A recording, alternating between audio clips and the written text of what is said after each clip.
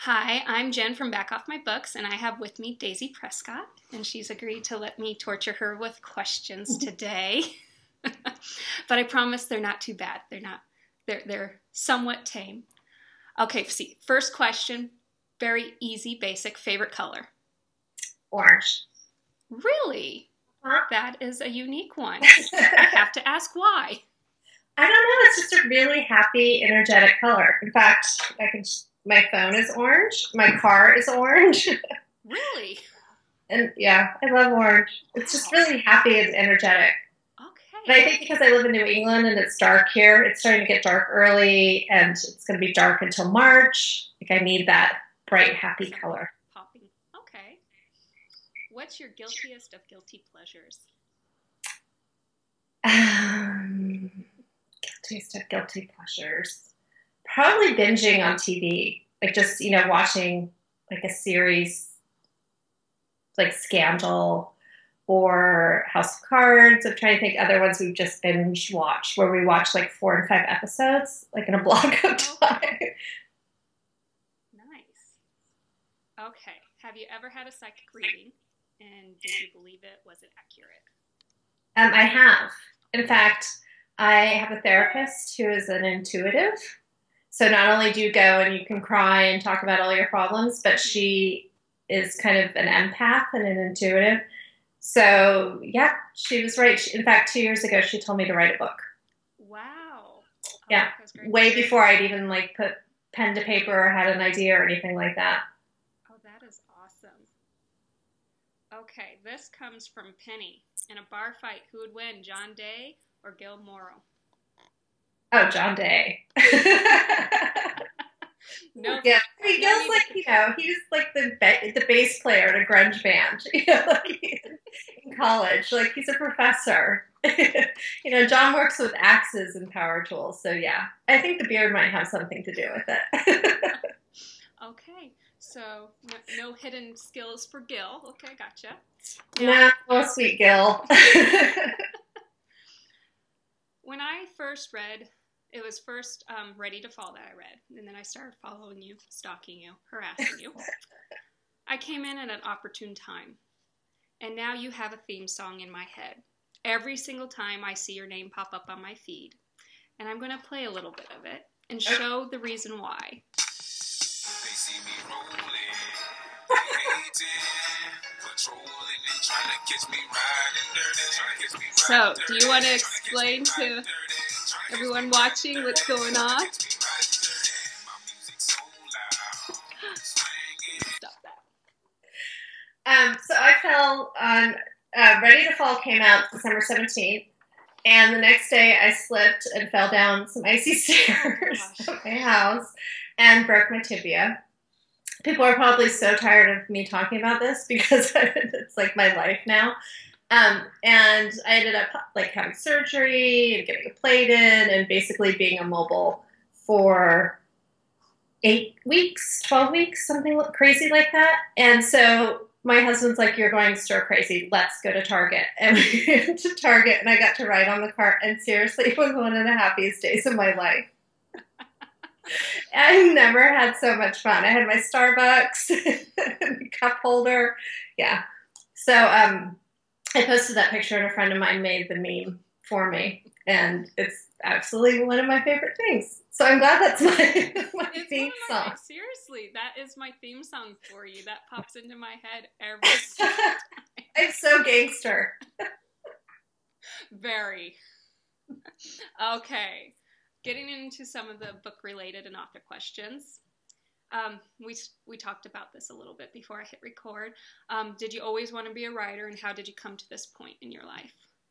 I think I did want to be a writer, but I didn't really know how, and I was too insecure and too scared of really putting myself out there. So I talked about it for a really long time, like maybe 10, 15, 20 years. Okay. But I was thinking about this when I got your questions, and in high school, I grew up in the 80s, so there were all the John Hughes movies. And I had the idea of writing a real one, kind of real life one based in Southern California, where I grew up. And I started interviewing people and coming up with ideas. And then I really suck at follow through. So I had all these ideas and just never started the novel, I was too intimidated, and it took me a really long time to actually sit down and, start writing a novel. And for me, it was easier to start not at the beginning. So when I started at Geoducks, the beginning was not the first scene that I wrote. What was? The morning after the bonfire. Okay. So, yeah. So I started kind of 3/4 of the way through. That was the first scene that popped in. And I had to work my way backwards to figure out how they got there. And then got to write the ending. So. Is that still how you kind of write now? Actually, no. I usually have a scene that pops in and the characters, keep talking about it and it's in my head. But with Ready to Fall, I started at the beginning. And Missionary Position, the idea for the book actually came from the very first scene of a woman sitting in an airport bar and somebody says, "You should go out with my brother." And that's where it started. Okay. So each one's different. That's awesome. I'm eager to find out when the next one comes, how that will be. So what's the hardest thing you have ever had to write and why?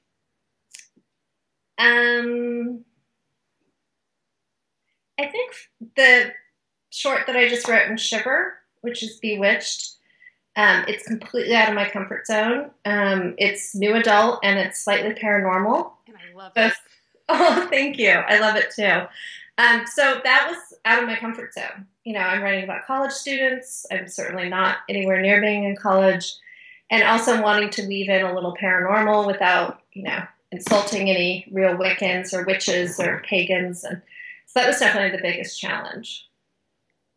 Now, this isn't on there, but so for writing for that with where you're living right now, did you get to use a lot of that to go with exploring with the idea of the book and everything? Or Definitely. Not the book, but the short. Definitely. Modern love stories are mainly set in the Pacific Northwest. So now I'm in Boston, and I thought it would be interesting to write a book set here. Salem's about an hour from my house, and I've been there many, many times. So, and it's a really cool little town. So it's it has all the witch stuff and all the Halloween, but it's also this New England shipping town and has a lot of really interesting, streets and architecture. And so, yeah, it was a fun place to set a book. And of course, it has to do with, something to do with magic and witches because it's Salem. It definitely transported me and made me have to go watch Practical Magic. Yay! As you told me, that's set in Whidbey. So yes. I got both of my fixes from It's actually, Practical Magic was filmed in Coopville, which is kind of mid-island, and that main street with all the whitewashed buildings is the main street of Coopville. So, yeah, but I think it's technically set in New England. They just used Whidbey. So, yeah it's a fun fact. And it connects both my worlds. Exactly. So, are there any genres you'd like to write in that you haven't attempted? I'd like to expand more in the paranormal. I mean, there are hints of it with Bewitched, but I'd love to go into more of that, more of the world building. And I wrote a scene in Missionary Position that has a lot of suspense in it, and that was really fun to write. Like toy with the reader's emotions, and so I see doing more suspense. You definitely got me going. Ah. Yeah. And that was fun because my husband helped plot that out. I had a draft of it, and he really, helped when I read it to him. He's like, "No, do this and have this happen," and so that was fun. Oh, nice. Who are your literary heroes, and what inspires you about their writing? I'm going to have to go back to the beginning. So Jane Austen. Okay. And the reason is when I was in junior high, I started reading, I think there were about 120 pages. They're Harlequin teen romances. And they're very formulaic, and, they took place in high school, and every book had one kiss. And the kiss always happened at 3/4 of the way through. And I was just reading these obsessively. My mother was a little bit annoyed with my fascination with Harlequin teen romances. So she gave me Pride and Prejudice. And she said, if you're going to read romance, read it from the beginning. And so she gave me Jane Austen, which created a lifelong affair with Mr. Darcy and her writing. And I think it's incredible that 200 years later, we're still reading her books. Mm-hmm. And that timeless, quality of the brooding hero that, so popular in today's indie romance. And yeah, so definitely still Jane Austen. Okay. What's the secret writing dream you haven't told anyone about? I don't know. I mean, I just had news that Geoducks is picked up by a Turkish publisher. So I think my secret dream is that I want to go into Target, not on the scooter, and see my books on the bookshelf. I think that's, it's great. They're in some indie bookstores, but just to know that like anybody could go to Target. Target's my happy place. I can understand that. When I get to a big town, Target's my happy place too. What can you tell us about your upcoming projects? So I'm actually writing 2 things right now. The first just got announced in my newsletter this week, which is a short for the second LOL anthology. Okay. That comes out just in a couple weeks, November 7th. And it's called Take the Cake and Run. And it features Mr. John Day and Diane.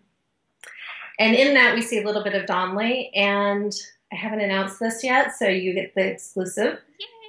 Tom's book is going to be book number 4 in Modern Love Stories. Oh, awesome. So I've been teasing about that, but we are getting the Tomcat book.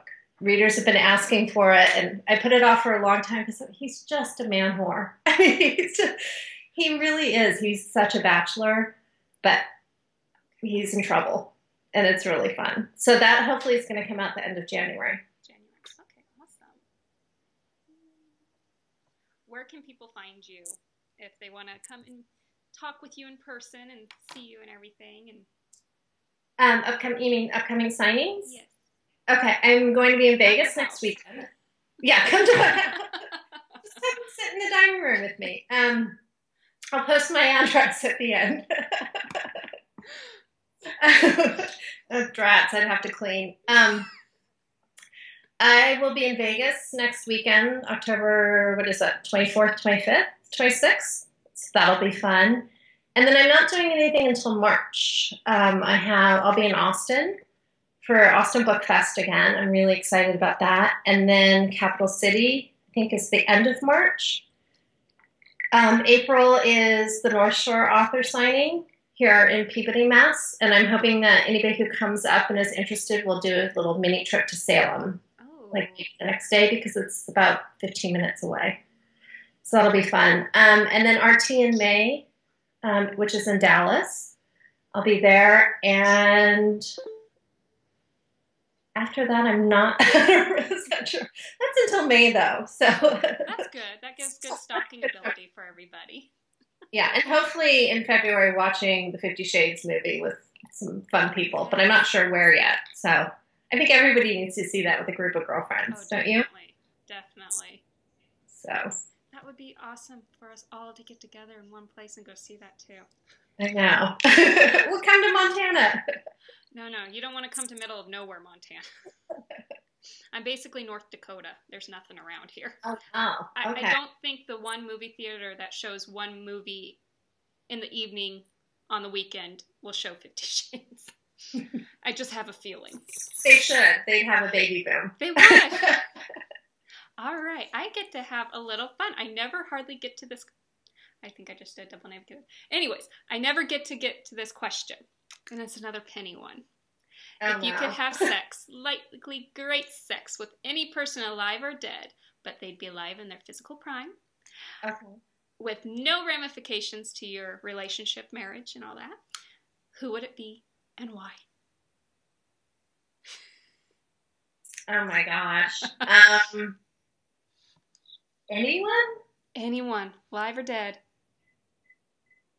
I'm going to go really old school, because he was, I don't even know how long he's been dead. I think I'm going to go with, Valentino, because wasn't he, super lover back in the day, and people still talk about that? That's his reputation. So, let's go with Valentino. Although, maybe he had the, skinny little mustache. I don't know.